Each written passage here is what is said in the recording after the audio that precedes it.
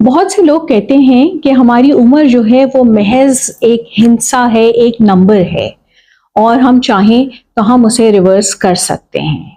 क्या ये हकीकत है? क्या आप ऐसा समझते हैं कि ऐसा हो सकता है कि उम्र पीछे जा सकती है? मेरे ख्याल में एक हद तक ये बात सही है। मैं एज़ अ डॉक्टर उसको जब मेडिकली सोचती हूँ और देखती हूँ, तो हाँ, हमारी उम्र का एक हिस्सा है जिसको कि हम तेज़ी से बढ़ने से रोक सकते हैं। हम एज अ सोसाइटी जो है वो हमेशा से अ, जो है वो कोई भी अपनी उम्र बढ़ाना नहीं चाहता और हम हमेशा जवान रहना चाहते हैं, जिसके लिए हर साल नियरली 62 बिलियन डॉलर्स जो हैं वो खर्च होते हैं दुनिया में different kinds of anti ageing products के ऊपर, थेरेपीज के ऊपर, हैक्स के ऊपर। उसके अंदर सिंपल हेयर डाइज भी लोग इस्तेमाल करते हैं, स्किन केयर प्रोडक्ट्स इस्तेमाल करते हैं, डाइट्स इस्तेमाल करते हैं, वाइटामिन्स इस्तेमाल करते हैं, एक्सरसाइज करते हैं, सर्जरीज करते हैं, हेयर इम्प्लांट्स करते हैं, बोटॉक्स इंजेक्शंस लेते हैं और ये सब का सब सिर्फ इसलिए होता है क्योंकि वो एक इम्प्रेशन देना चाहते हैं कि वो जवान हैं। तो ये बात हकीकत है। आप, मैं, मेरा ख्याल है कोई भी हम में से बूढ़ा होना नहीं चाहता, लेकिन वक्त का जो पहिया है उसे कोई नहीं रोक सकता।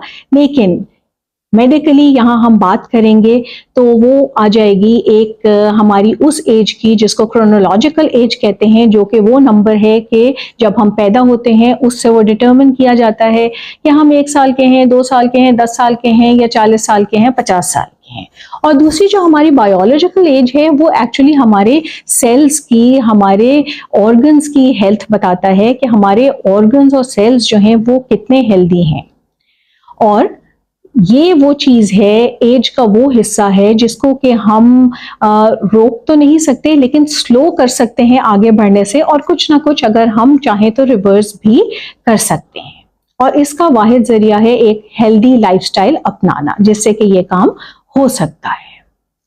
तो एक एग्जाम्पल है हमारे पास, शायद कुछ लोगों ने उसके बारे में सुना हो। ब्रायन जॉनसन नाम का एक जो है वो टेक सेंटीमिलियनेयर है और इस वक्त उसकी उम्र 46 साल है और उसका मिशन है, उसके साथ एक 30 डॉक्टर्स की टीम है। उसने अपने ऊपर कोई $2 मिलियन खर्च किए हैं डिफरेंट एंटी एजिंग टेक्निक्स के ऊपर, थेरेपीज के ऊपर, हैक्स के ऊपर। और इस वक्त उसकी जो बायोलॉजिकल एज है वो एक 18 साल के नौजवान के इक्विवेलेंट है। तो बहुत सारे लोग इसमें इतने क्रेजी हो गए हैं कि वो इवन अपना खून जो है वो बदलवा रहे हैं यंगस्टर्स के, टीनेजर्स के खून के साथ, ताकि उनका एजिंग प्रोसेस स्लो हो जाए। तो हर एक के पास तो इतने ज्यादा फाइनेंसेस नहीं है कि वो उनको खर्च करे और अपनी एज को कम करे, लेकिन सब अपने लेवल पे कर रहे होते हैं।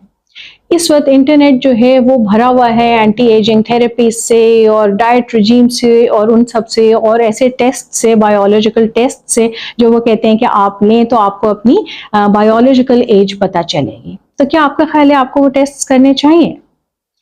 करने में ऑनलाइन टेस्ट कोई हर्ज भी नहीं है, आपको एक आइडिया मिल जाएगा। लेकिन एंड ऑफ द डे आपको करना क्या है कि एक हेल्दी लाइफस्टाइल अपनाना है। अब जो वक्त जो गुजरता है वो तो सबके लिए एक ही है, लेकिन एजिंग प्रोसेस जो है वो सेम नहीं है।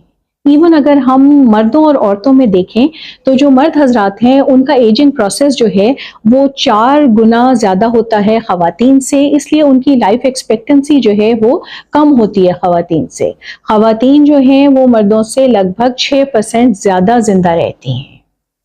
तो ये तो कुदरत की तरफ से ये निज़ाम है। अब आपने खुद उसको कैसे रिवर्स करना है, उसके लिए आपको मालूम होना चाहिए कि ऐसी कौन सी हैबिट्स हैं जो कि सेल्स को डैमेज करती हैं, जिसकी वजह से सेल्स जो है वो जल्दी एज कर जाते हैं अपनी उम्र से, और कभी उसी पे कर रहे होते हैं और कभी अपनी उम्र से बहुत कम एज कर रहे होते हैं।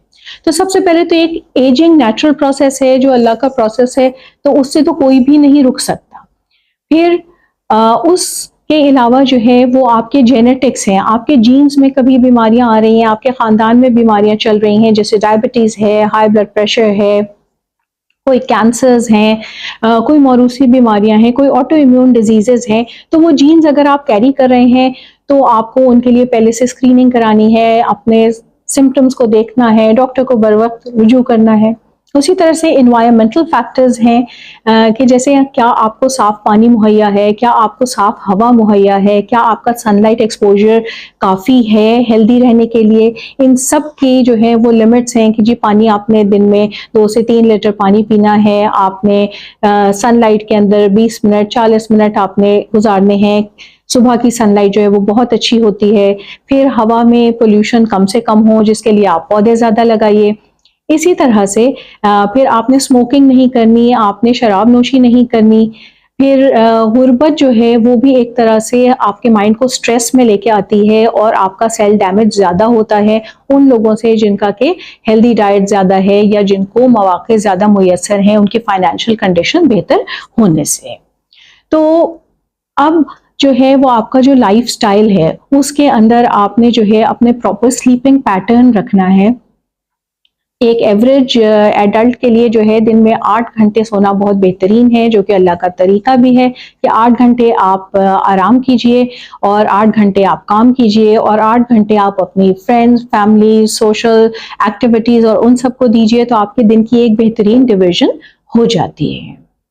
फिर इसी तरह से आपने जो है वो अपनी जो है वो वर्कआउट रूटीन्स जो रखनी है, जो आपने एक्सरसाइज को डेली बेसिस पे आपने इंक्लूड करना है, उसमें दिन में आप 20 से 40 मिनट की कोई एक्टिविटी रखिए। आप भागिए, दौड़िए, जॉग कीजिए, स्विमिंग कीजिए, योगा कीजिए, जो भी आपको करें।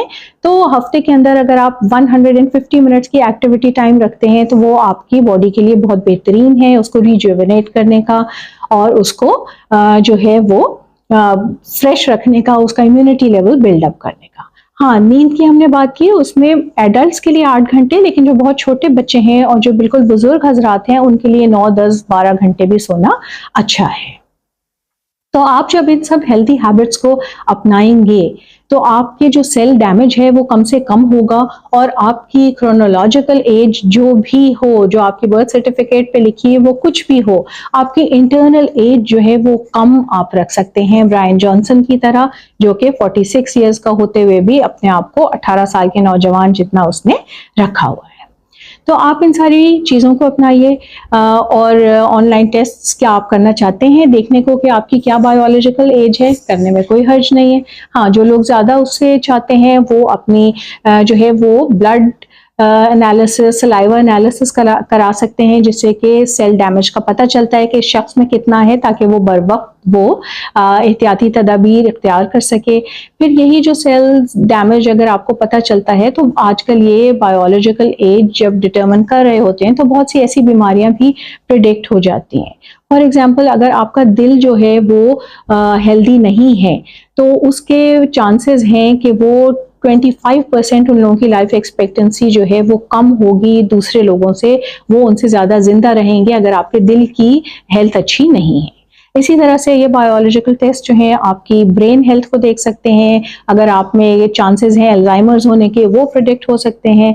इसी तरह से ओवरऑल आपकी जो है ऑर्गन्स की हेल्थ देखी जा सकती है कि अगर वो सारे हेल्दी चल रहे हैं, फैटी लिवर नहीं है, खून आपका सही है और किडनी सही काम कर रही हैं, तो वो उन सब का भी मोर्टेलिटी रेट जो है वो 20 से 50% डिक्रीज किया जा सकता है इन टेस्ट्स के जरिए।